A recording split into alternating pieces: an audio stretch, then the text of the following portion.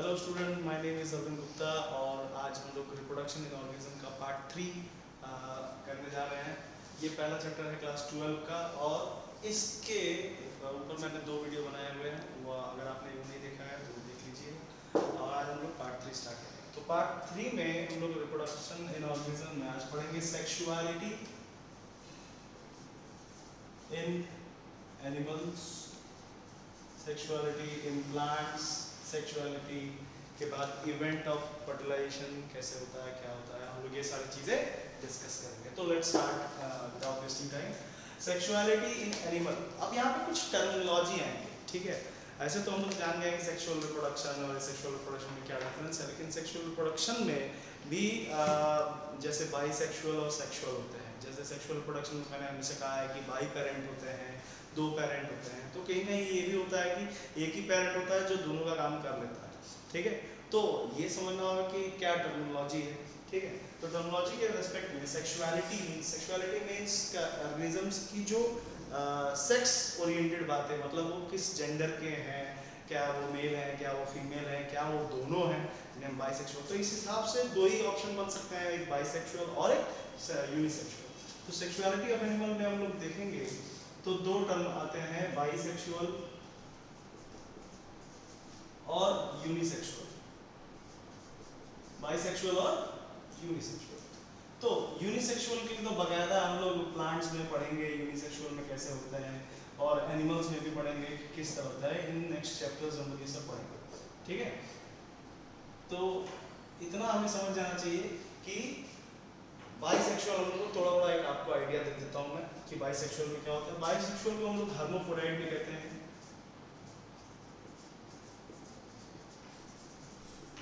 Hermaphrodite उन्हें कहते हैं those who have both male reproductive organ and female reproductive organ in a same body। एक ही body के अंदर जिनके पास मेल गोनाड और फीमेल गोनाड दोनों रहे, उन्हें हम लोग बाइसेक्सुअल कहते हैं और उन्हें हम लोग हर्माफ्रोडाइट भी कहते हैं।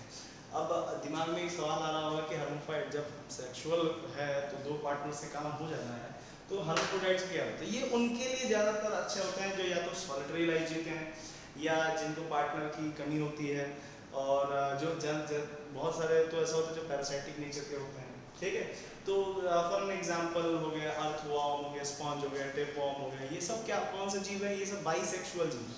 उसी में कॉकरोच, ह्यूमन, फ्रॉग, ये सब ले लें तो ये सब यूनिसेक्सुअल है। तो उनका तो हम स्पेशली पढ़ेंगे नेक्स्ट चैप्टर। तो इसको इतना छोड़ के फिर इसको मैं बता दूं। हार्मोफोडाइट, हार्मोफोडाइट में आपका जो एडवांटेज है, जो ऑर्गेनिज्म को एडवांटेज मिलता है अगर वो हर्माफ्रोडाइट है, तो वो ये है कि वो सॉलिटरी लाइफ आराम से जी सकता है। सॉलिटरी लाइफ स्पेन होता है इसका। मींस जैसे कि आप टेपवॉर्म को ही देख लीजिए जो पैरासाइटिक नेचर के होते हैं। अब इनको पार्टनर खोजने के लिए कहाँ जाना होगा? ये खुद ही पैरासाइटिक नेचर के हैं, ये बाहर जा नहीं सकते, ये पार्टनर खोज नहीं सकते। तो ये क्या होता है, एक तो पूरा जीवन अपना अकेले काटते हैं, तो इनका भी रिप्रोडक्शन होना जरूरी है। तो इनके पास दोनों दोनों गोनाड्स होते हैं, मेल और फीमेल दोनों गोनाड्स होते हैं। और इससे वो करते क्या है कि अपने से ही रिप्रोड्यूस हो जाते हैं। Means they are doing the same thing sexual, because इसमें गोनाड्स और गैमेट्स अलग अलग है, फ्यूजन हो रहा है, फॉर्मेशन हो रहा है, दोनों चीजें अलग है, लेकिन ये दोनों एक ही बॉडी में है, तो इन्हें हम बाइसेक्सुअल या हर्माफ्रोडाइट कहते हैं, ठीक है। तो वो सॉलिटरी लाइफ, सॉलिटरी मतलब होता है अकेला जीवन जीना, अकेला जीवन। कॉलोनी मतलब होता है बहुत सारे एक ही स्पीशीज के ग्रुप में रहते हैं, उनको हम लोग तो ये सॉलिटरी लाइफ जी सकते हैं। प्लस इनको कोई पार्टनर खोजने की जरूरत नहीं पड़ती, ये खुद में ही अपना रिप्रोड्यूस कर सकते हैं, खुद ही गैमेट बना के खुद ही रिप्रोड्यूस कर सकते हैं।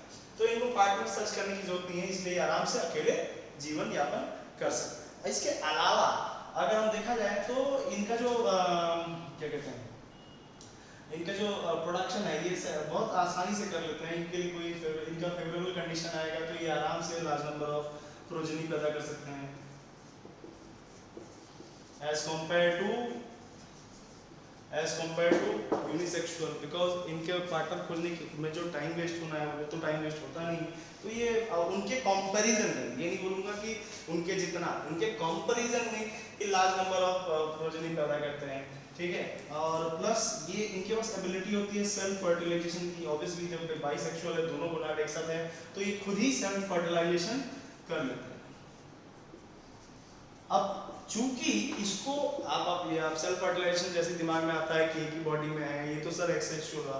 नहीं, ये सेक्सुअल नहीं हुआ, क्योंकि सेक्सुअल में दो गोनाड्स की जरूरत नहीं पड़ती, वो एक ही ऑर्गेनिज्म का सिर्फ क्लोन जैसा बनाते हैं। लेकिन यहाँ पे यही ऑर्गेनिज्म का जेनेटिक मटेरियल भी है, लेकिन यहाँ पे मियोसिस गो थ्रू हो रहा है। मियोसिस गो थ्रू हो रहा, तो मैंने आप लोगों को पिछले वीडियो में बताया था कि मियोसिस का क्या इंपॉर्टेंस होता है और उसमें जो हैप्लॉइड गैमेट बनते हैं वो क्या, कि उनके अंदर क्या बदलाव होता है। तो यहाँ पे सेल्फ फर्टिलाइजेशन जब होता है तो इनमें मेल और फीमेल गैमेट जो एक ही बॉडी में है वो अपने आप ही फर्टिलाइज होकर फिर रिप्रोड्यूस करने के लिए ये करते हैं। तो हार्मोफ्रोडाइट की जो खासियत होती है वो solitary life in large span, large colony, मतलब as compare to unisexual self fertilization कर सकते हैं। लेकिन कुछ कुछ हार्मोफ्रोडाइट्स ऐसे भी होते हैं जो सेल्फ फर्टिलाइजेशन पसंद नहीं करते, तो वो अवॉइड सेल्फ फर्टिलाइजेशन उन्होंने एक तरीका बना रखा है। ठीक है, अब जैसे मैं इसको मिटा चुका हूं, ठीक है, इसमें भी दो प्रकार के होते हैं। किसके बेसिस में? ऑन द बेसिस ऑफ, या फिर to avoid self fertilisation, self fertilisation को अवॉइड करने के लिए ये दो प्रकार के होते हैं। ठीक है, एक होता है आपका पेंट्रियस और एक होता है प्रोटोगैमस। ठीक है, पेंट्रियस जो होते हैं इनका और बहुत सिंपल मैकेनिज्म है, आप ऐसे समझ लीजिए। देखिए मैंने क्या बोला, बाइसेक्सुअल के पास दोनों गोनाड, दोनों मेल और फीमेल दोनों गोनाड होते हैं। तो जो मैच्योर पहले होता है उसके हिसाब से इनको कैटेगरी में रखा जाता है। जैसे पेंट्रस में वो होते हैं जिसका मेल रिप्रोडक्टिव ऑर्गन जो होता है वो पहले डेवलप होता है, फर्स्ट मैच्योर। ये इन द केस ऑफ एनिमल। ठीक है, जब मेल रिप्रोडक्टिव ऑर्गन पहले मैच्योर होगा तो ऑब्वियसली वो स्पर्म या फिर जो एंथ्रोजॉइट होता है, जो क्या कहते हैं, जो मेल गैमेट है वो पहले बनाएगा। उस दौरान अभी तक फीमेल, उसी बॉडी में फीमेल गैमेट तैयार नहीं हुआ रहेगा। तो जब फीमेल गैमेट तैयार नहीं है, मेल गैमेट तैयार है, तो मेल गैमेट इसको जाकर फर्टिलाइज नहीं कर सकता क्योंकि ये तो अभी मैच्योर ही नहीं है। तो ये क्या करते हैं, मेल गैमेट बाहर की तरफ रिलीज हो जाते हैं, फिर सेम स्पीसीज के दूसरे सेम स्पीसीज के दूसरे बॉडी में जाके, जिनका फीमेल वाला डेवलप हो चुका रहता है, उनमें जाके करते हैं। तो इससे क्या होता है, सेक्सुअल बाइफरकेशन होता है और रिप्रोडक्शन जो है सेक्सुअल होता है। तो ये पेनिकल जो है वो मेल रिप्रोडक्टिव ऑर्गन में पहले मैच्योर होता है। लाइक प्रोटोगैनस क्या होता है, प्रोटोगैनस में जो फीमेल रिप्रोडक्टिव ऑर्गन है वो पहले मैच्योर होता है। फीमेल रिप्रोडक्टिव ऑर्गन जो है वो पहले मैच्योर होता है, मेल रिप्रोडक्टिव ऑर्गन जो होता है वो बाद में मैच्योर होता है। तो फीमेल रिप्रोडक्टिव ऑर्गन मैच्योर हो गया तो ये तो बाहर जाना नहीं है। अब मान लीजिए किसी सेम स्पीसीज के किसी फीमेल मेल का अगर गैमेट मेल गैमेट बन गया है तो वो रिलीज करेगा। इससे क्या होगा, इंडिविजुअलिटी अलग अलग रहेगी, सेम ही और सेल्फ फर्टिलाइजेशन नहीं होगा। ठीक है, क्योंकि सेल्फ फर्टिलाइजेशन के लिए दोनों गैमेट तैयार होना बहुत जरूरी है। तो यहाँ पे क्या हो रहा है, ये पहले तैयार हो रहा है, ये बाद में तैयार हो रहा है, या फिर ये पहले तैयार हो रहा है, ये बाद में तैयार हो रहा है। इन दोनों ही केस में ये खुद में सेल्फ फर्टिलाइजेशन नहीं कर सकते। तो ये कुछ कुछ जानवर करते हैं, तो जानवर बोल रहा हूँ, कुछ कुछ लोअर ऑर्गेनिजम्स करते हैं ऐसा। ठीक है, तो बाइसेक्सुअल में आपको ये समझ में आ गया, हार्मोफ्रोडाइट को बोलते हैं, सोलिटरी लाइफ से राजकुल और सेल्फ फर्टिलाइजेशन। कुछ कुछ कुछ कुछ बाइसेक्सुअल जो है वो इस चीज को अवॉइड करने के लिए ऐसे दो मैकेनिज्म को कंप्लीट करते हैं। ठीक है, तो आपको बाइसेक्सुअल का एक आइडिया मिल गया होगा। ठीक, तो बाइसेक्सुअल के बाद हम लोग आते हैं प्लांट्स में, यानी कि सेक्सुअलिटी इन प्लांट्स। तो सेक्सुअलिटी इन प्लांट्स में भी अगर हम बात करें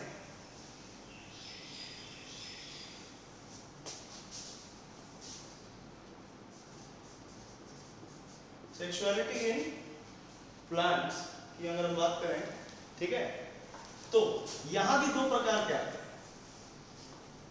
सेम बाइसेक्सुअल, लेकिन यहां थोड़ी टर्मिनोलॉजी अलग हो जाती है, और यूनिसेक्सुअल।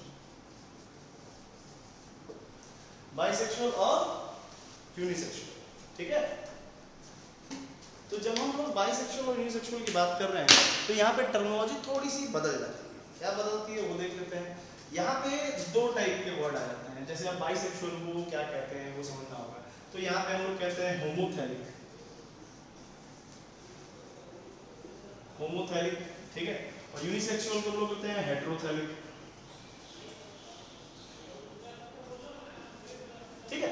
नाम से पता चल रहा है होमो मीन्स सेम, और थैलिक मतलब वो बेस, इसको बेस कहते हैं। जैसे आपने सुना होगा कि फ्लावर जो है वो थैलेमस पे होता है और उसके ऊपर ऐसे ओवरी और क्या कहते हैं मेल रिप्रोडक्टिव यानी कि स्टेमन आ जाते हैं, ये पिस्टल हो गया, तो ये हो गया थैलेमस। तो अगर होमोथैलेमस कहा जाए तो सेम थैलेमस वाला, ठीक है, सेम थैलिक यानी कि सेम बेस, यानी कि एक ही बॉडी में आपका स्टेमन भी होगा और पिस्टल भी होगा, ठीक है। पिस्टल फीमेल रिप्रोडक्टिव ऑर्गन हो गया, स्टेमन मेल रिप्रोडक्टिव हो गया, आप क्लास 10th में भी पढ़े हैं और 11th में भी, ठीक है। तो होमोथैलिक हो गया। और हेटेरोथैलिक तो नाम से समझ में आया, इसका मतलब होता है डिफरेंट और थिन बेस, यानी कि यूनिसेक्सुअल कौन से हुए, जिनका जो क्या कहते हैं बॉडी अलग अलग रहेंगे और उनमें एक में पिस्टल होगा एक में स्टेमन, ठीक है।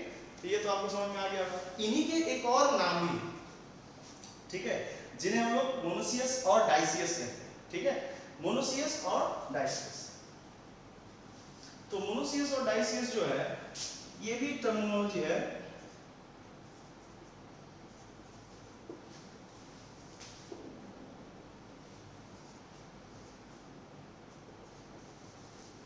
ठीक है। सेम मोनोसियस मतलब मोनो मींस सिंगल, और सियस मतलब बॉडी समझ लीजिए, माने सिंगल बॉडी, एक ही बॉडी में जिनके दोनों, ठीक है, जिनमें मेल गोनाड होंगे और फीमेल गोनाड, ठीक है। और डाइसियस वो हो गया जिनमें अलग अलग बॉडी में अलग अलग, यानी कि दो बॉडी, ठीक है। तो यानी कि यहाँ पे दो बॉडी हो गया, ठीक है, यानी कि इनके जो फ्लावर होंगे, एक फ्लावर मेल रिप्रोडक्टिव होगा और एक फ्लावर जो होगा फीमेल रिप्रोडक्टिव ऑर्गन, ठीक है। तो टर्मिनोलॉजी आपको समझ में आया, मोनोसियस किसे कहेंगे, डियोसियस किसे कहेंगे। तो मोनोसियस में आपके बहुत सारे पेड़ पौधे आ जाते हैं, जैसे आपका कोकोनट हो गया, कुकुरबिट्टा हो गया, ठीक है। और डाइसियस में आपका जैसे डेट प्लांट हो गया, पपाया हो गया, देखे होंगे आप लोग ने कि अगर आपके घर के गार्डन में कोई पपीता का पेड़ हुआ है तो बहुत बार ऐसा भी होता है कि पपीता के पेड़ में फूल तो होते हैं लेकिन फल नहीं होते, तो लोग कहते हैं कि वो पौधा जो है वो बाज हो गया है और वो फल नहीं दे रहा है, उसको अलग अलग ट्रीटमेंट देने लगता है। ऐसा नहीं है, वो मेल प्लांट है पपाया का, और इस वजह से वो सिर्फ मेल फ्लावर दे रहा है, जिसमें सिर्फ और सिर्फ स्टेमन होगा, पिस्टल नहीं होगा, ठीक है। पिस्टल वाले फ्लावर में ओवरी होते हैं और वहां पर फ्रूट प्रोडक्शन हो जाता है, ठीक है। तो ये दोनों अंतर, तो आपको समझ में आ गया होगा कि अगर हम डाइसिसियस की बात करें तो डाइसिसियस में दो टाइप के फ्लावर आ जाएंगे, एक हो जाएगा स्टेमन और एक हो गया पिस्टल, एक हो गया स्टेमिनेट और एक हो गया पिस्टलेट। मतलब एक फ्लावर वो जिसमें सिर्फ स्टेमन होंगे और एक फ्लावर वो जिसमें सिर्फ पिस्टल होंगे, ठीक है। तो आपको ये समझ में आ गया होगा कि होमोथैलिक और हेटेरोथैलिक क्या होता है, मोनोसियस और डाइसिसियस क्या होता है, एक कॉमन आइडिया आपको हो गया, ठीक है। तो अब हम लोग ये समझेंगे कि इसमें जो क्या कहते हैं, ये तो हम लोग समझ में आ गया कि सेक्सुअलिटी किस टाइप का है, कौन सा जेंडर कैसे होता है, किनको हम क्या टर्मिनोलॉजी किस टर्मिनोलॉजी से बुलाते हैं, तो ये तो आपको क्लियर हो गया होगा मेरे ख्याल से। अब हम लोग इसमें रिप्रोडक्टिव इवेंट्स की बात करेंगे, ठीक है। क्या इवेंट होते हैं, इवेंट ऑफ रिप्रोडक्शन। अब ऐसा तो है नहीं मल्टी सेलुलर ऑर्गेनिज्म है, यूनिसेलुलर होता तो बात अलग होता कि एक मदर सेल है और दो सेल में बद गया, ठीक है। लेकिन यहाँ पे ऐसा कोई सिस्टम नहीं है। ये सेक्सुअल रिप्रोडक्शन एक कॉम्प्लेक्स मैकेनिज्म है जिसमें कि दोनों शरीर को गैमेट फॉर्मेशन करना पड़ता है एंड गैमेट फॉर्मेशन के बाद उनको फिर उसे उस जगह ट्रांसफर करना पड़ता है, क्योंकि आपको पता ही होगा कि मेल जो होता है, मेल जो गैमेट होता है वो मोटाइल होता है, फीमेल गैमेट नॉन मोटाइल होता है इन फ्यू केसेस, ठीक है। और ये एक प्रोसेस है जो कॉम्प्लेक्स प्रोसेस, तो इसको हमने ना तीन भाग में बांट के रखा हुआ है, ठीक है। वो तीन भाग क्या है, तो आपको इवेंट को हमने तीन भाग में बांटा हुआ है। क्या क्या इवेंट है, पहला है प्री फर्टिलाइजेशन इवेंट, माने कैसे स्टार्ट हुआ, तो कैसे सर, पहला फर्टिलाइजेशन से पहले क्या क्या प्रोसेस होता है, तो फर्टिलाइजेशन के पहले दो प्रोसेस होते हैं। पहले हुआ गैमेटोजेनेसिस। अब गैमेटोजेनेसिस में गैमेट फॉर्मेशन, इसका मतलब होता है फॉर्मेशन ऑफ गैमेट। हम लोग डेफिनेशन में ही पढ़े थे, फॉर्मेशन ऑफ गैमेट, या आप कह सकते हो सेक्स सेल, ठीक है, formation of gamete both male and female, both male and female.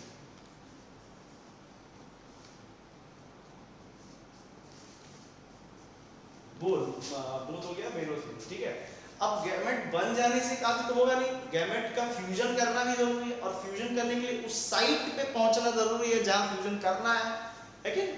तो गैमेटोजेनेसिस के बाद, जो फ्यूजन होने के बाद जो गैमेट बनता है, it should be travel from any medium, किसी भी मीडियम के थ्रू होके, या उसके कुछ प्रोसेसेस होते हैं अलग अलग जीव जंतुओं में, अलग अलग प्रोसेस होते हैं, तो इसीलिए उसमें हम लोग गैमेट ट्रांसफर पढ़ेंगे, है कि? अब गैमेटोजेनेसिस होने के बाद गैमेट बन जाएगा, गैमेट के बाद गैमेट को उस जगह पहुंचना होगा जहां पे फ्यूजन हो सके, ठीक है। और जब फ्यूजन होगा तो उस इवेंट को हम लोग फर्टिलाइजेशन कहेंगे, that event is known as fertilisation, ठीक है। अब फर्टिलाइजेशन ऑन अ साइट, मतलब on the basis of site, कहां हो रहा है, उस हिसाब से ये दो भाग में मैं बताऊंगा आपको, क्लियर कट एक एक करके बताऊंगा, मैं बस अभी लिख दे रहा हूं। जैसे अगर फर्टिलाइजेशन इनसाइड हो रहा है तो इंटरनल फर्टिलाइजेशन, और अगर आउटसाइड हो रहा है, बॉडी के आउटसाइड हो रहा है, तो हो गया एक्सटर्नल फर्टिलाइजेशन। इट्स इजी, ठीक है। आप सुने होंगे मछलियां जो है वो बाहर पानी की सतह पे, पानी के जो बेस होता है उधर अंडे दे देती हैं, वहीं पे स्पर्म का छिड़काव कर देता है जो मेल मछली होता है, और जो फर्टिलाइजेशन हो रही होती है वो पानी में हो रही होती है, ना कि फीमेल के बॉडी में। और इंटरनल फर्टिलाइजेशन तो हम अपने में भी देख सकते हैं, स्पर्म जो है वो फीमेल बॉडी में जाती है, फीमेल बॉडी में हम उसे ट्रांसफर करते हैं, फिर वो जाता है फेलोपियन ट्यूब में और वहाँ पे जाइगोट बनाता है। तो on the basis of site fertilisation दो भाग में है, site, it is not different process, ठीक है। ये दोनों में सब में तो सब बराबर होगा, लेकिन ये डिपेंड करता है किस ऑर्गेनिज्म में होगा, ठीक है। उसके बाद आता है आपका post fertilisation,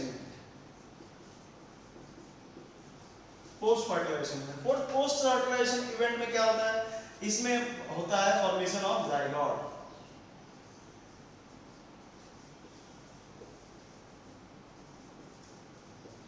formation of zygote, और उसके बाद होता है फॉलोड बाय एम्ब्रायोजेनेसिस, एम्ब्रायोजेनेसिस, ठीक है। फिर ऑफस्प्रिंग, फिर पार्चुएशन, या फिर वो पार्चुएशन इसमें इसलिए लिखे क्योंकि all over eight a general event बताया गया है, ठीक है। पार्चुएशन ह्यूमन बीइंग्स में होता है, जितने भी मैमल्स होते हैं उनमें पार्चुएशन होता है, कुछ अंडे देने वाले भी होते हैं, तो हम सबके बारे में डिस्कस करेंगे जब हम थोड़ा उसके अंदर जाएंगे। तो अभी मैं आपको जो बता रहा हूँ समझिए कि इवेंट ऑफ रिप्रोडक्शन, किसी भी रिप्रोडक्शन होने के लिए ये जो जितना सीक्वेंस यहाँ बना हुआ है ये होना जरूरी है। सबसे पहले गैमेट फॉर्मेशन, फिर gamete transfer, fertilization, formation of zygote, embryogenesis, ये होना ही जरूरी है। प्लांट और एनिमल सब में कॉमन रहेगा ये, यही सीक्वेंस इसी इवेंट को फॉलो करेंगे। पहला फर्टिलाइजेशन से प्री, पहले फर्टिलाइजेशन का इवेंट, और फर्टिलाइजेशन के बाद का इवेंट, तो ये जो है ये सीक्वेंस में ही होगा, ठीक है। यहाँ तक आपको समझ में आ गया होगा। तो अब हम लोग एक एक करके समझना शुरू करेंगे कि गैमेटोजेनेसिस क्या होता है, ठीक है। गैमेटोजेनेसिस में कैसे कैसे प्रकार होता है, तो ये हम समझेंगे, ठीक है। तो मेरे ख्याल से आप नोट कर लीजिएगा। अब ये कहने की बात तो होगी नहीं कि ये जो इवेंट है ये सब जगह फॉलो होगा, यानी कि कहीं भी गैमेटोजेनेसिस किसी भी इसका पढ़ेंगे तो पहले गैमेटोजेनेसिस ही पढ़ना होगा, फिर गैमेट ट्रांसपोर्ट कैसे होता है, फिर फर्टिलाइजेशन कहाँ हो रहा है, फिर जाइगोट कैसे बना, क्या क्या बना। अब जैसे बहुत लोग का लाइफ से, कुछ लोग हैप्लॉइडिक लाइफ साइकिल सीखते हैं, कुछ लोग डिप्लॉइडिक, कुछ डिप्लॉइडिक लाइफ साइकिल सीखते हैं, कुछ लोग हैप्लोडिप्लॉइडिक सीखते हैं। तो उसके हिसाब से फिर जाइगोट जो है वो कभी मियोसिस में जाता है तो कभी माइटोसिस में जाता है, तो वो मैं बताऊंगा स्पेसिफिकेशन किसमें जाता है किसमें नहीं जाता है। तो हम लोग अभी ये समझते हैं, ठीक है। रिप्रोडक्शन इन ऑर्गेनिज्म में हम लोग अब इवेंट को समझेंगे, थोड़ा थोड़ा करके आगे समझेंगे, ठीक है। सबसे पहला इवेंट जो है वो है गैमेटोजेनेसिस। तो मैं फिर से बता दूं, गैमेटोजेनेसिस में गैमेट मतलब हो गया आपका सेक्स सेल, ठीक है। सेक्स सेल मतलब, अब आपको अगर ह्यूमन बीइंग के रेस्पेक्ट में देखा जाए तो आपका स्पर्म हो गया, फीमेल, ये हो गया आपका मेल रिप्रोडक्टिव ऑर्गन, और ये हो गया आपका फीमेल रिप्रोडक्टिव ओवम, ठीक है। अगर आप लोग प्लांट में देखें तो पोलन ग्रेन आप लोग सुने होंगे, जिसे हम लोग माइक्रोस्पोरेंजिया भी कहते हैं। पोलन ग्रेन, माइक्रोस्पोरेंजिया, स्पोरेंजिया,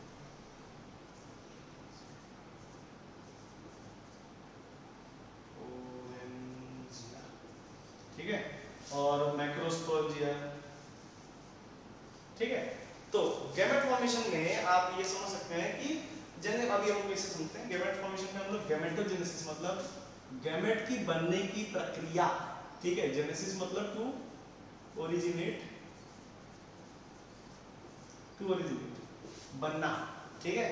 तो गैमेटोजेनेसिस जो होते हैं वो जनरली प्राइमरी गोनाड्स में होते हैं। प्राइमरी गोनाड्स मतलब प्राइमरी सेक्स ऑर्गन में होते हैं। जैसे हमारे केस में अगर देखा जाए तो टेस्टिस हो गया, ओवरी हो गया, यहाँ पे आपका गैमेटोजेनेसिस होता है, ठीक है।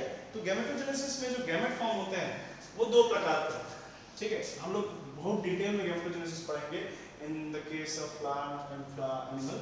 तो गैमेटोजेनेसिस में गैमेट जो फॉर्मेशन होते हैं वो जैसे क्लाडोफ्लोरा का हो गया, तो क्लाडोफ्लोरा के जो गैमेट्स होते हैं दोनों एक जैसे दिखते हैं। ये मेल हो गया, ये फीमेल हो गया। अब बताइए जब दोनों एक जैसे दिखते हैं तो इनका हम लोग क्या कहेंगे? आइसोगैमेट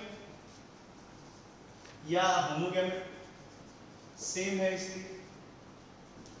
अगर यही चीज, अगर मैं इसको ये कहना चाहूँ कि यही चीज अगर हम लोग एनिमल या ह्यूमन बीइंग में देखें तो यहाँ पे आपका दूसरा टाइप क्या आ जाएगा? जैसे अगर मान लीजिए इतना बड़ा ओवम है, ये भी ओवम भी एक गैमेट ही है, ठीक है। ओवम भी एक गैमेट है, लेकिन ये स्पर्म हो गया,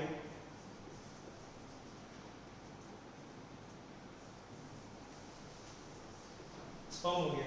अब यहाँ पे गैमेट जो है वो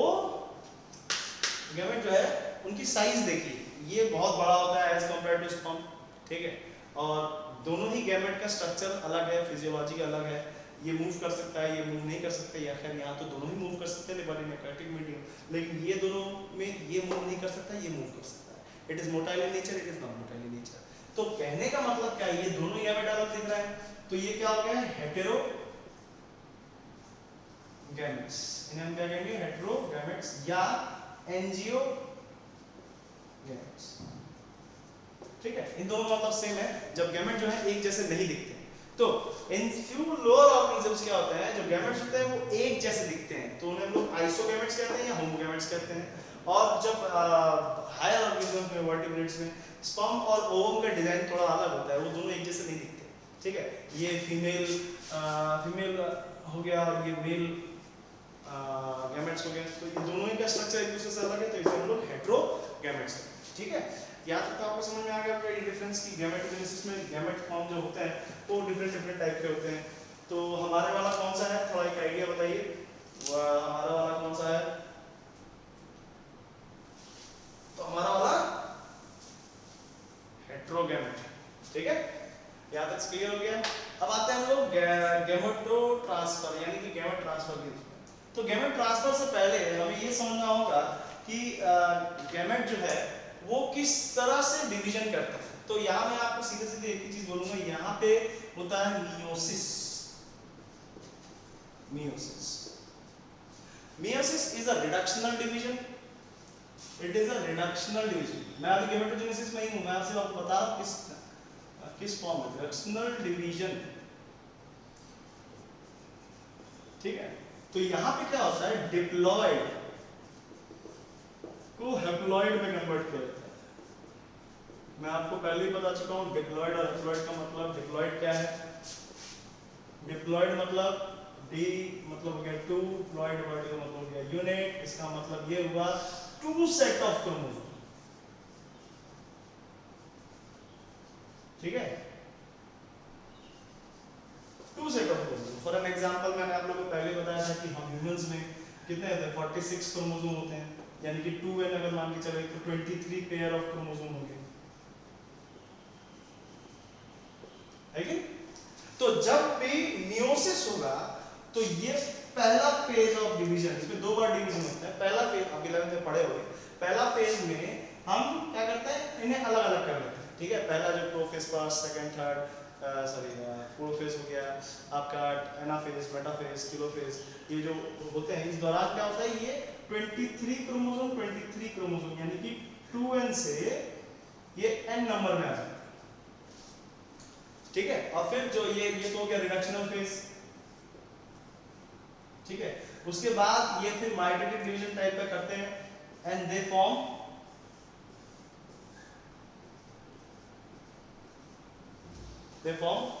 हैप्लॉइड सेल, ठीक है। यहीं पे देखो अलग हो गया, यहाँ पे 46 क्रोमोसोम थे, 46 क्रोमोसोम, और 46 क्रोमोसोम में 23 पेयर ऑफ क्रोमोसोम, मतलब एक जैसा दिखने वाले क्रोमोसोम होंगे, ठीक है, वो अलग अलग हो गया। और यहाँ पे हैप्लॉइड यानी कि आधा, हैप्लॉइड यानी कि हाफ यूनिट।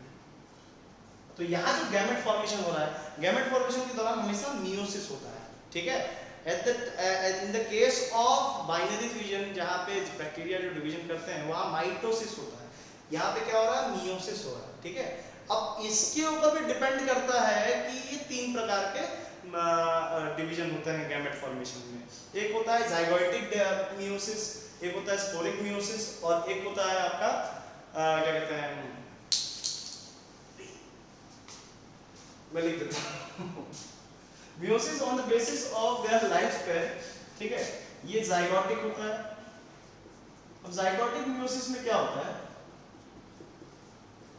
जाइगोटिक मियोसिस उनमें होता है जो अपना लाइफ स्पैन जो है हैप्लॉइड लाइफ साइकिल की तरफ जाते हैं, समझिएगा। हैप्लॉइड सेल्स ये जोड़ के जाइगोट बनाते हैं। अब ये जाइगोट जो होगा वो 2n का होगा, यानी कि उनमें 2 सेट ऑफ क्रोमोसोम होंगे। ये जाइगोट बनने के बाद मियोसिस कर रहे हैं, ठीक है, यानी कि ये पूरे अपनी जिंदगी में हैप्लॉइड फॉर्म में ही रहते हैं, फिर ये कंबाइन करते हैं और डिप्लॉइड हो जाते हैं। डिप्लॉइड होने के बाद मियोसिस होता है, ठीक है, डिप्लॉइड होने के बाद मियोसिस, जैसे क्लैडोमोनास हो गया, यूटेरिया हो गया, ठीक है। ये सारे जो है छोटे ऑर्गेनिज्म जो है ये जाइगोट बनने के बाद अपने लाइफ हैप्लॉइडिक लाइफ साइकिल को पूरा करने के लिए खुद अपनी जिंदगी भर ये हैप्लॉइड फॉर्म में रहते हैं, ठीक है। और हैप्लॉइड फॉर्म में रहने की वजह से जाइगोट बनने के बाद जो कि 2n हो गया वो हैप्लॉइड में कन्वर्ट हो जाएंगे and then they continue with this respect, ठीक है। यानी कि हैप्लॉइडिक लाइफ साइकिल जो चीज है वो जाइगोट बनने के बाद हैप्लॉइड क्या कहते हैं, हैप्लॉइड बनते हैं, ठीक है। अब यहाँ पे एक और आता है, इसको हम स्पोरिक कहते हैं।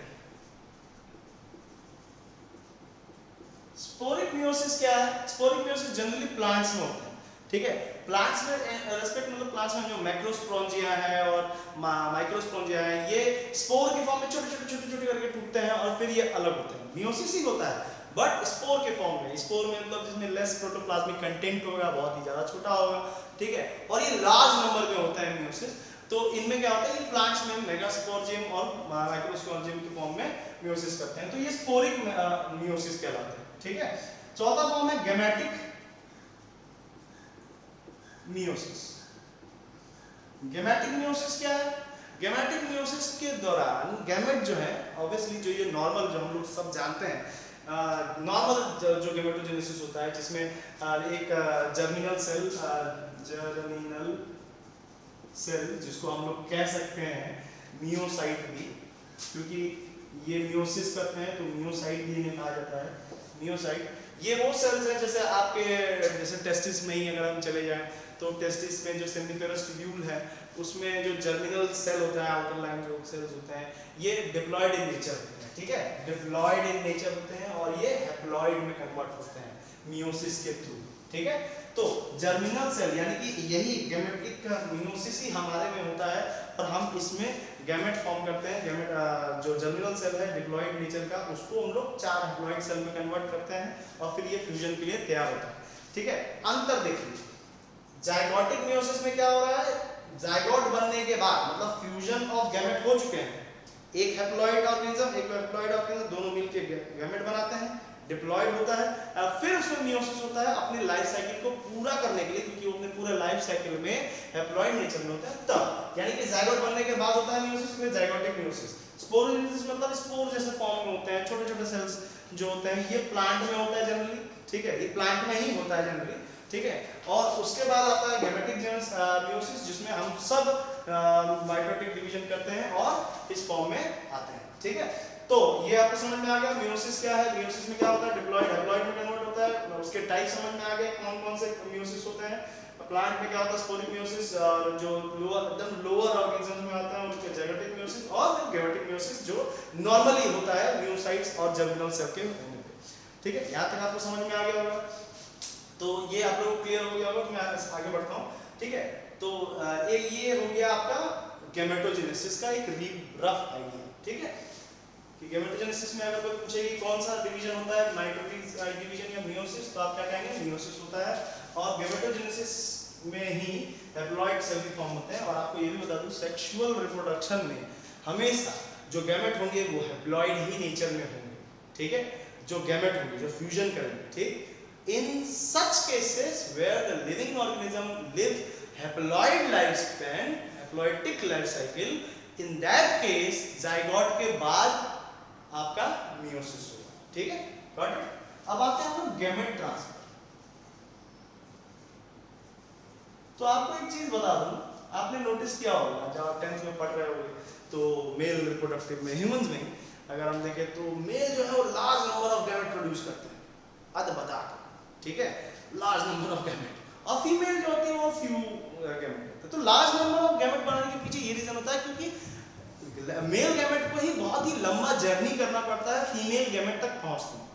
ठीक है, तो फॉर इंश्योरिंग द फर्टिलाइजेशन, मतलब फर्टिलाइजेशन हो ही, इसीलिए वो लार्ज नंबर में पैदा करते हैं। ये जरूरी नहीं है कि सारे गैमेट को मौका मिल जाएगा ताकि वो आगे जाके बच्चे बन सके, ऐसा कुछ नहीं है। ठीक है, जैसे हम ह्यूमंस में ही 300 मिलियन स्पर्म रिलीज होता है। ठीक है, 300 मिलियन, ये नहीं रेशियो ऊपर नीचे होता है, ऐसा नहीं कि परफेक्ट रिलीज होगा। अब मान लीजिए इतने सारे स्पर्म को जर्नी करना पड़ता है for a long while, for 24 घंटे लग जाते हैं उसको ओवम तक पहुंचने में। ठीक है, they have to face many problem to move from there, उनके फेगोसाइट से, उनके म्यूकस से दुनिया भर की प्रॉब्लम होती है, तब जाके वो लड़ते लड़ाते बेचारे फेलोपियन ट्यूब तक 1000-1500 पहुंचते हैं। और फिर उसके बाद भी उनमें कंपटीशन रहता है कि ओवम के अंदर कौन पहले पहुंचे। तो फॉर वो तो बहुत इंटरेस्टिंग चीज है, हम लोग उसको बाद में डिस्कस करेंगे। ठीक है, तो gamete transfer is a very important process to insuring the fertilisation. इसीलिए मेल गैमेट जो होते हैं वो एनामस टाइप के होते हैं, लार्जर अमाउंट में होते हैं। अब ये तो वो लार्जर मेल गैमेट। ठीक है, अब इसमें हम लोग ये समझेंगे कि मेल गैमेट में ट्रांसफर करने का काम हमेशा मेल का क्यों होता है, because male consist of flagella, या फिर उसके पास लोकोमोटरी ऑर्गन्स होते हैं, so that they can move from one place to another place, और by the help of any media, चाहे आप वाटर मीडिया ले लो या कोई भी मीडिया ले लो, जिससे एक गैमेट, मेल गैमेट जो है अपने ओरिजिन से, यानी कि मेल बॉडी से फीमेल बॉडी तक जाए, या फिर मेल बॉडी से उस साइट तक जाए जहां पे फर्टिलाइजेशन करना है। फॉर एन एग्जांपल, मैंने एक्सटर्नल के लिए एक बार मछलियों का एग्जांपल दिया था कि मछलियां जो है वो नदी की तल में जो पत्थरों में अपने स्पर्म अंडे छोड़ देती हैं, उसी में वो मेल आके स्पर्म छोड़ देते हैं, तो दोनों ने डिस्चार्ज किया। ठीक है, लेकिन यहाँ पे क्या हो रहा है, मतलब दोनों जो मेल गैमेट है ना वो हमेशा ट्रांसफर करने के मूड में रहते हैं। मेल गैमेट हमेशा मोटाई होते हैं और साइज में फीमेल गैमेट के छोटे होते हैं, so they are always small and motile in nature.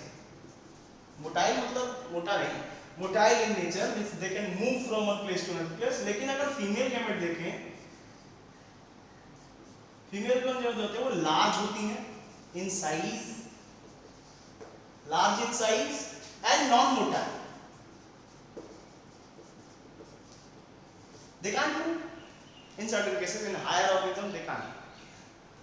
Sperm have to reach to that particular. तो copulation मतलब जो इंटरकोर्स होता है, या फिर कोई भी ऑर्गेनिज्म में मेल जो है फीमेल के साथ जब इंटरकोर्स करते हैं, at that दौरान sperm have to transform from the origin, from the testis through the copulatory organ to the female reproductive site. ठीक है, वहां तक उसको पहुंचना होता है। तो ट्रांसफर करना एक बहुत ही टफ बात होती है, और इसीलिए मेल गैमेट जो होते हैं वो अमाउंट में बहुत ज्यादा होते हैं। ठीक है, और उसमें बचते बचाते कुछ पहुंच जाते हैं और वो फर्टिलाइज कर देते हैं। तो आपको समझ में आ गया होगा गैमेटोजेनेसिस में ट्रांसफर कितना इंपॉर्टेंट होता है। जैसे कि ये तो मैंने ह्यूमन बीइंग का बताया, प्लांट्स में भी होता है ट्रांसफर। अब प्लांट्स में क्या होता है, प्लांट्स में आपने देखा होगा कि जो स्टिग्मा है याद ही होगा आपको, जो स्टिग्मा है और ये क्या है,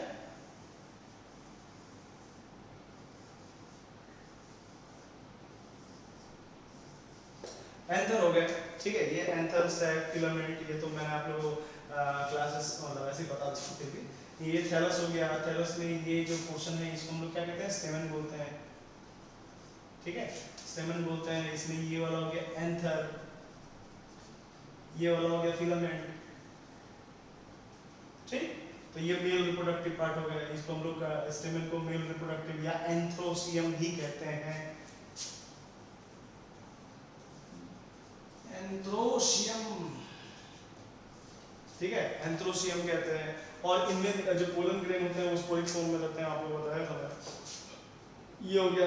अब ये वाला जो पोर्शन हो गया इसको हम लोग क्या कहते हैं, पिस्टिल। ठीक है, या ऐसे फ्लावर्स इनमें ये तो इन्हें पिस्टिलेट कहा जाता है। ठीक है, ये जो स्वाइट पोर्शन है, जो अंदर ऊपर सूजा हुआ थोड़ा सा पोर्शन है, इसको हम लोग स्टिग्मा कहते हैं। ठीक है, ये हो गया आपका जो स्टाइल हो गया। और ये जो प्रॉपर एरिया है जहाँ पे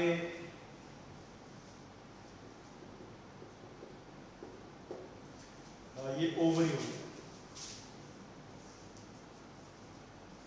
ठीक है, ओवरी के अंदर ओवरी। तो यहाँ पे ये जो पिस्टल, ये सिग्मा, स्टाइल और इसको हम लोग पिस्टल कहते हैं। ये फीमेल रिप्रोडक्टिव ऑर्गन होते हैं। ठीक है, मैं निशान बना देता हूँ, ये मेल और ये हो गया आपका फीमेल। ठीक है, इन्हें हम लोग गाइनोसियम भी कहते हैं। ठीक है, और ये essential part of floral appendage होता है। ठीक है, यानी कि किसी भी पौधे में इनका होना बहुत ही जरूरी है, चाहे इसमें पंखुड़ियां हो या ना हो। पंखुड़ियां क्या होती हैं, जैसे आप लोग ये जो पढ़े होंगे, और मैं बता रहा हूँ पूरे बता दे रहा हूँ, ये जो हो गए ये पेटल कहलाते हैं, इतना तो आप भी जानते होंगे। इनके नीचे जो ऐसे से उठे होते हैं इन्हें सेपल कहते हैं। ठीक है, इनको कलेक्टिवली कोरोला कहते हैं, कोरोना नहीं, कोरोला। ठीक है, और नेक्लेक्स कहते हैं। ठीक, तो खैर इनकी बात हम नहीं करते अच्छा अभी। ठीक है, तो ये आपको समझ में आ रहा। अब जब भी कोई पोलन ग्रेन उड़ते हुए इस पे आता है, मैं आपको सिर्फ ये बता रहा हूँ कि gamete transfer is a complex process.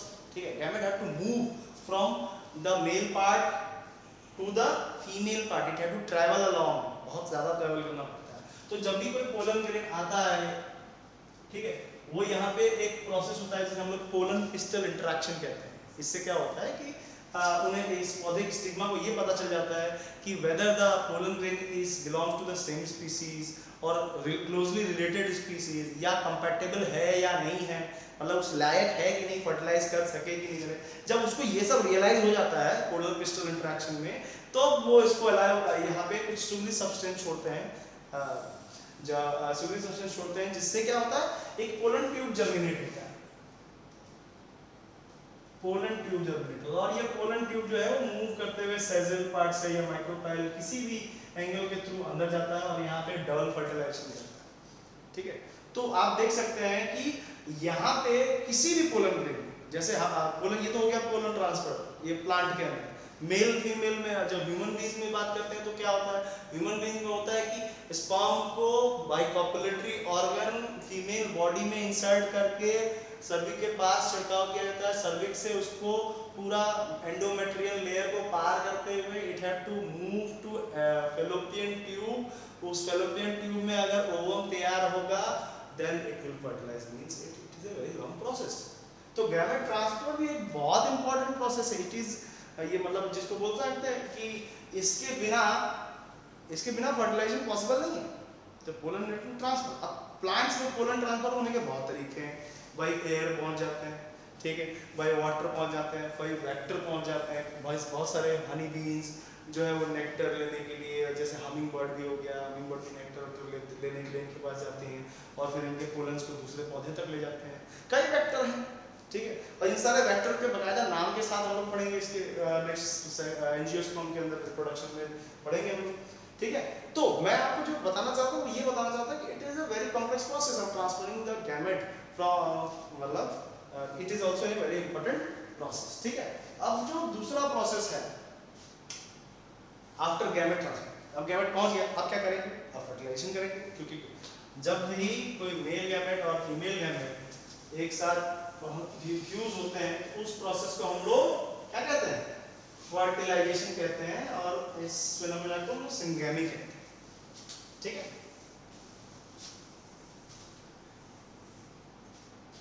ठीक। तो मैं क्या कहते हैं, तो अगर हम बात करें कि इसके बाद क्या होता है, तो यहाँ फर्टिलाइजेशन होता है। अब एकदम लेमन लैंग्वेज से आप सब अगर फर्टिलाइजेशन जानते हो, सिंगेमी जिसे कहते हैं, तो यहाँ पे फ्यूजन होता है of male and female gametes. ठीक है, it is also very complex process. अब इसमें होता क्या है, इसमें सिंपली मेल गैमेट और फीमेल गैमेट मिलते हैं। तो मैंने आप लोगों को बताया जैसे कि ये ओवम है, ठीक, इसके अंदर कितने क्रोमोसोम है, 23 chromosome in the case of human being. ठीक है, कितने हैं, 23 क्रोमोसोम्स। ठीक, ये हो गया आपका स्पर्म, मैंने बोला था बहुत छोटे होते हैं, इसका नाम है। ठीक है, इसके पास कितने क्रोमोसोम हैं, 23 क्रोमोसोम। अब मुझे ये बताइए, ये दोनों किस नेचर के हैं, ये दोनों नेचर के हैं हैप्लॉइड। गैमेट क्या होते हैं, हमेशा हैप्लॉइड होते हैं। तो स्पर्म हो गया, ओवम हो गया, लिख भी देता हूं मैं तो। ठीक, अब ये दोनों जब फ्यूज होते हैं, जब इनका फ्यूजन होता है, स्पर्म इसके अंदर एंट्री करता है, इनका ये बनता है, तो इसमें आप कितने सेट आ गए, 2 सेट आ गए, यहाँ n था, यहाँ n था, इसमें 2n, ये क्या फॉर्म किया, डिप्लॉयड। ठीक, अब ये जैसे ही डिप्लॉयड इन नेचर हुआ, इसको हम कहेंगे जाइगोट। ठीक है, ये क्या हो गया, जाइगोट। अब फर्टिलाइजेशन जो है, इसमें ऑब्वियसली फीमेल रिप्रोडक्टिव ऑर्गन और मेल रिप्रोडक्टिव ऑर्गन, ये दोनों मिलेंगे तो जाइगोट फॉर्म करेगा। ठीक है, और जाइगोट डिप्लॉयड इन नेचर में होता है। अब चूंकि ये प्रोसेस, ये तो बहुत सिंपल प्रोसेस है जो आप जानते हो।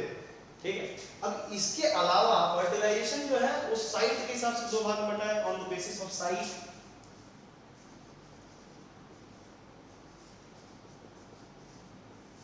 क्या, इंटरनल फर्टिलाइजेशन और एक्सटर्नल फर्टिलाइजेशन।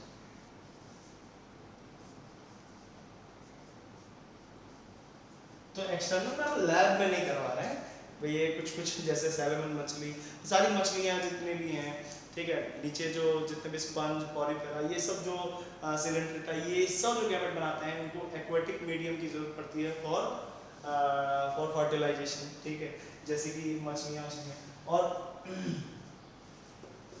लगभग सारी मछलियां सकती हैं।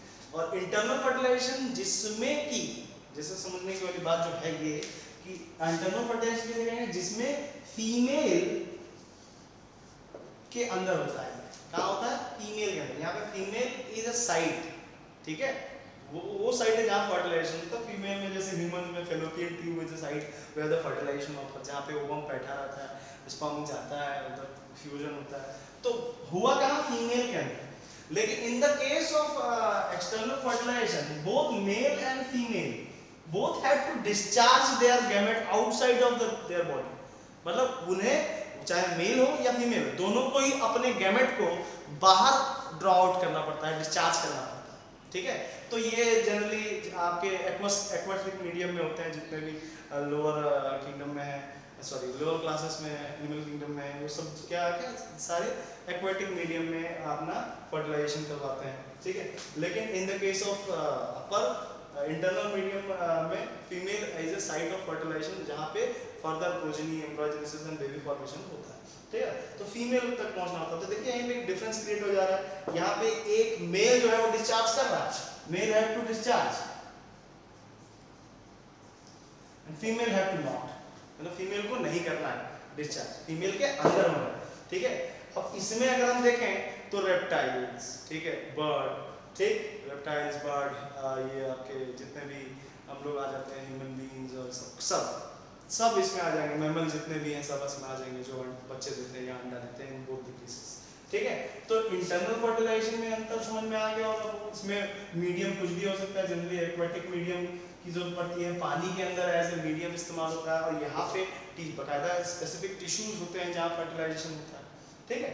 तो ये एक फॉर्मेशन है, और इसके बेसिस में इसको दो भाग में गया है, इंटरनल फर्टिलाइजेशन और एक्सटर्नल फर्टिलाइजेशन। तो हम लोग को ये भी समझना होगा कि in the case of internal fertilisation, ठीक है, ये बहुत सिक्योर केस में होता है, तो इसमें जो प्रोजनी, नंबर ऑफ प्रोजनी होते हैं वो कम है, और एक्सटर्नल फर्टिलाइजेशन में नंबर ऑफ प्रोजनी जो होते हैं वो ज्यादा होते हैं, क्योंकि बहुत ज्यादा होते हैं। अब आप 50,000 अंडे दे देंगी मछलियाँ, उसमें 50 स्पर्म छिड़काव कर देंगे मेल मछलियाँ, और फिर क्या होती हैं वो फिर फर्टिलाइज हो जाती हैं। अब ऐसा तो है नहीं कि वो 50,000 मछलियाँ 50,000 मछलियाँ बनेंगी, नहीं, एक ये सर्वाइवल ऑफ द फिटेस्ट वाला गेम होता है, कुछ बच जाते हैं, कुछ एक दूसरे को खा लेते हैं, ऐसे करते करते करते बहुत ज़्यादा नहीं तो उसका बहुत ही कम परसेंट ही फर्दर होता है, क्योंकि ये सब बाहर हो रहा है, वहाँ पे पेरेंट प्रोटेक्शन नहीं है। लेकिन इंटरनल फर्टिलाइजेशन में पेरेंट प्रोटेक्शन होता है, वो अपने प्रोजनी को बचाए रखते हैं, ठीक है। तो यहाँ तक आपको क्लियर हो गया होगा मेरे ख्याल से। इसके बाद हम लोग पढ़ेंगे प्री फर्टिलाइजेशन में, ठीक है, events, pre fertilisation post fertilisation event में हम लोग जानेंगे जाइगोट एम्ब्रियोजेनेसिस क्या होता है, और ये हम इसके नेक्स्ट वीडियो में डालेंगे। और अभी तक के लिए इतना ही काफ़ी है। आप इसे एनसीईआरटी से फॉलो अप कीजिए, कुछ हो सके तो रेफरेंस बुक इस्तेमाल कीजिए, मैंने आपको सिर्फ कॉन्सेप्ट दिए हैं, और पढ़ते रहिए, सेफ रहिए।